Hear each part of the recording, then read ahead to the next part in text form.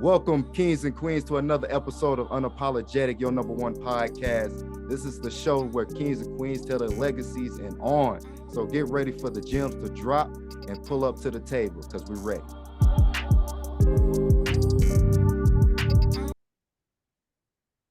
Welcome back, everybody. It's your host, Melly Mel, aka Mr. Unapologetic, right here on your number one podcast. Sorry, my people. I know y'all been wondering where I was. I have to edit all this stuff, man. You know, you gotta take care of the bills. Got to talk to the people. A lot has been going on, but good things been going on. Like today, we have another special guest. This is my first. No, yeah, he's my first radio station producer, digital creator, owner, should I say. I love that word, ownership. But you guys know, man, we finna have a great conversation. We finna drop some gems on you guys, and we're gonna keep it running and running and running like we usually do. But please welcome Mr. Doug Sims onto the show, ladies and gentlemen. How you doing, Mr. Sims? Hey, not too bad. How about yourself, man? Oh man, I'm like I said, man. I'm mad today, just Tuesday. I hear you. Friday, long way to go. Wow. Man, I've been working for like 3 weeks straight. I ain't gonna lie to you. I ain't gonna lie to you. Well, sometimes it takes that grind. You know what I mean? To get where you're trying to go, it takes. Yeah, I'm learning. Yeah. You know, as we always say, the wisdom says, you know, if you're still alive, you're always learning and growing. So right, exactly. I appreciate that every day. But like, for example, you on the other hand, I'm a research junkie. You know, okay. I want to see what I can't see, if that makes sense. Okay, it does. So I got it. During my research, man, I can't believe how long you've been doing this. And then on the other hand, I can't believe how far you have gotten into this media realm. I mean, you're in radio, of course, in Grand Rapids. You do photography. You help out artists. For example, I just read, I guess it was like a week or so ago, you was doing shout outs to all the artists who want to play their songs on the radio, on Unlisted. Right. That was dope. You know, I know a lot of great artists that haven't made, you know, that bump yet out in the world, but they're talented beyond recognition. And it's amazing that each thing that I witnessed and I saw about you, you know, you try to bring the light to the people who don't always get that. You know what I mean? And it was like, it touched me because that's what we're mostly based upon, you know, as being unapologetic. We want to, the mom and pop stores is what runs the country. So we got to give those, you know, entities the recognition they need, and you do the same. And I want to applaud you and say thank you for that, you know. Yeah, thank you. Thank you. I appreciate that. But before we get into what's happening now, I want to touch into what happened, what made it happen. You know what I'm saying? It's a passion to do what you do, and to do as long as you've been doing it. Right. So what is that passion with being in media? You know, it started as a kid, actually. I was always an artist. I used to always draw, paint, sketch, you know, acrylic paint, oil paint, whatever. Wow. I was that kid that had a coloring book. You know, I'm in 3rd grade, 4th grade, that I never went outside of the lines of the borders. Oh man, you better than me. I was that guy, right? So everything I did was like on a horizontal plane. So when I colored, everything was, you know, lining up equally. So I wasn't all over the place. Right. Everything just lined up. And when I got done with the whatever page I colored, I took masking tape and put it around the edges of the paper and made a frame. Dang, wait a minute. What grade what grade is it? You know, I might have been like 3rd, 4th grade. You know, you was doing this in the 3rd, 4th grade? Yeah, exactly. Wow. Yeah, you Yeah, took so it to a whole different level, arts and crafts time. yeah, exactly, and just the colors and Right. you know, like the burgundies and the teals, and you know, just bringing out bright colors and matching them together.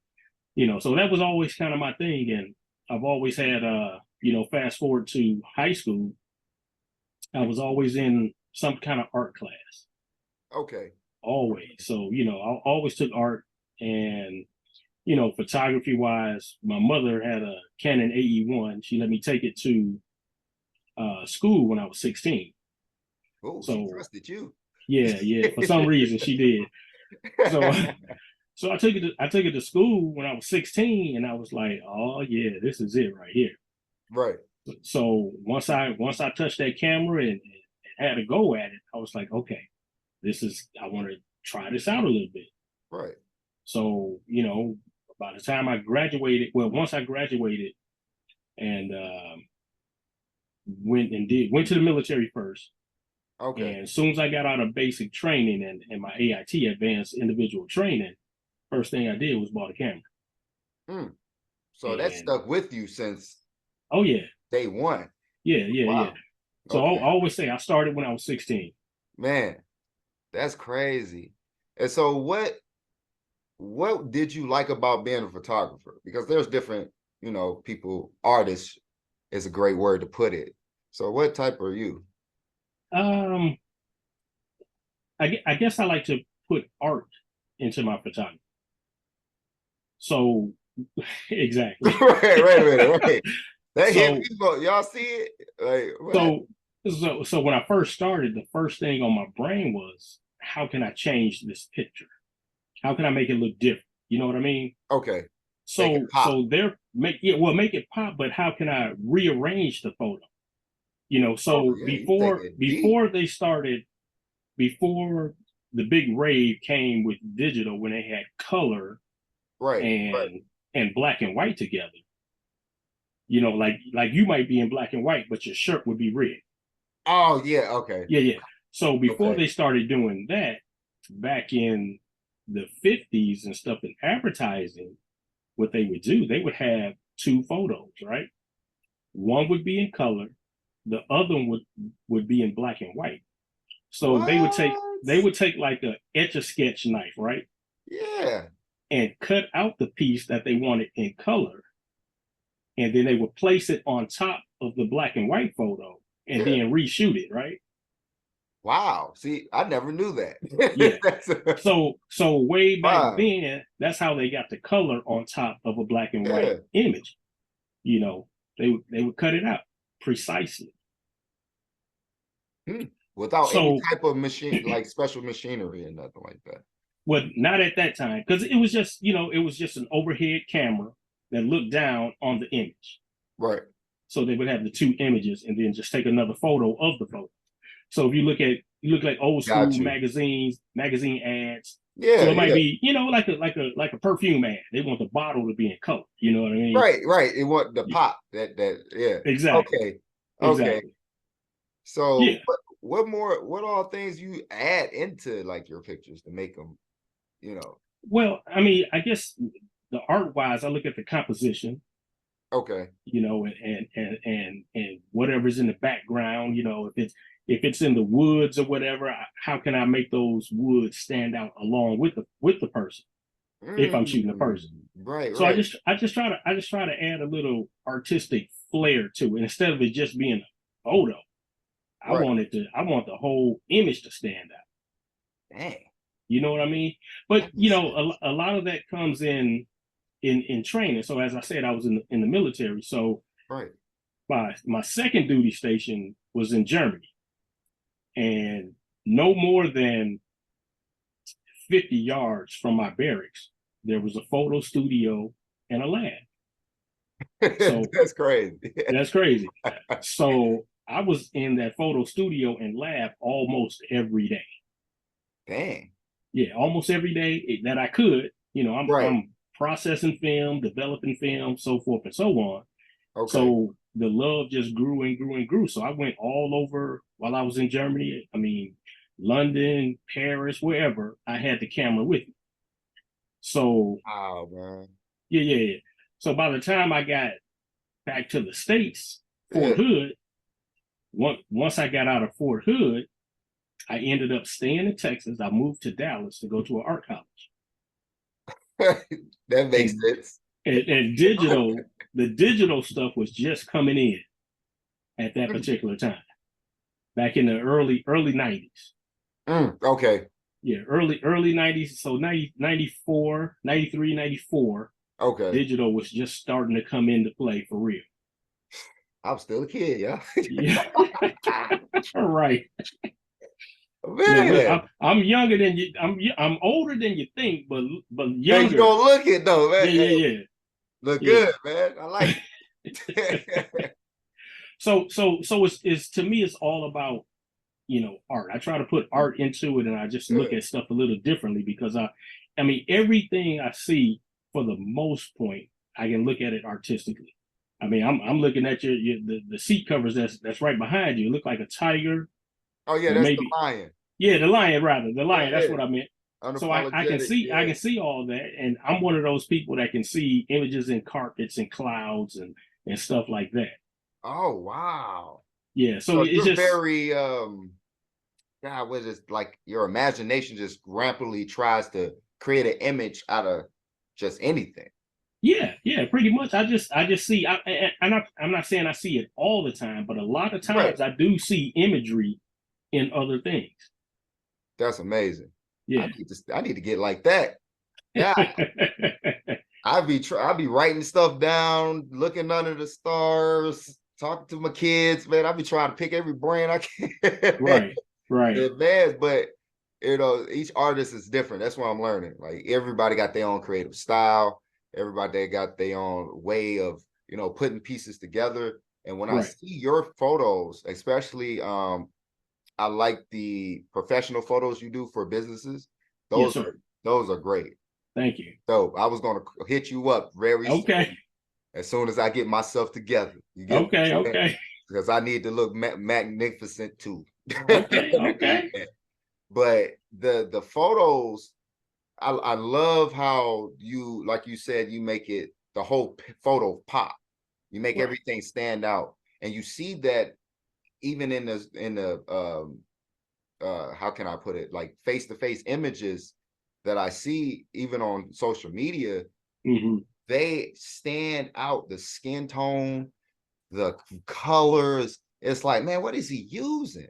Like I Okay. know Right. there's Thank you. thousands of cameras out there, millions upon millions, Right. but it's amazing how you're able to. It's almost seem like it's a pop up picture, like the pop Well, up in a yeah. book. Yeah. And Yeah. it's crazy, man. I don't want to ask how you do it because I know everybody can't tell the sauce, but how you do it? Like, what's going on? Well, it just depends on what you want to stand out in the photo. Okay, If you want the person to stand out, then there's a process for that. okay, If you okay. want the person and the background to really stand out, it's a Yeah. process for that. And these processes, do they alter depending on like the area, the color, and all that? Uh, Not necessarily the color, but let's say the distance between the person and the Oh, background okay, could make a difference, and the lens would make a difference. okay. Yeah. See, So I take what I could get, y'all. Y'all hit okay, it. okay, okay, yeah. Yeah. I like that. So you took what you learned in art school in college, Hmm. manifested with everything you already endured, military, growing up as a child, high school, you name it. And then somewhere down in this mixture, you created Grander. Is that how it went? Um. Well, Well, I know there's some okay. gaps. Let's back. Yeah, yeah. Let's backtrack a little bit. So, um, the photo journey. You want to stay on that one for a minute, and Yeah, then I'll yeah, tell yeah, you. yeah. Okay. So the photo journey was as such. Home, military, college, and then real world application, if you will. Real world. Okay, okay. Yeah, yeah. So getting out in the real world and shooting photos, right? Right. Because you capturing those images, right? you know, Yeah, like, yeah, yeah, yeah, yeah. So okay. paid assignments and things like that. So when I was in Dallas, I started working at a photo studio in Plano, Texas, right? Hmm. So right there is where I learned how to do weddings and a lot of social events, working Okay. for someone else, you know. So I got that knowledge on how to do certain events and things of that nature. Then I started developing my um, photo style of shooting kids in sports, you know, so little league sports and all that stuff. So I had all that when I was in Texas. So when I moved back to Michigan, Yeah. I already had all that knowledge of how to, you know, go for little league Yeah. teams and how to do Okay. this and how to do that. So I just brought all that here with me. So, you know, keeping in with more photos and moving around between, you know, even when I was in Dallas and then coming back to Michigan, I Yeah. started getting into the concerts. So, Mm. you know, concert wise, now I'm gonna get to the magazine. Concert wise, you know, I done shot everybody to a point. You Right. know, whether they were in Dallas. I mean, I've covered the Dallas Mavericks before. You know, the Cowboys before. Okay. You know, come here. I mean, I've shot Snoop Dogg. You name it, I probably shot LL, Damn. Brian McKnight.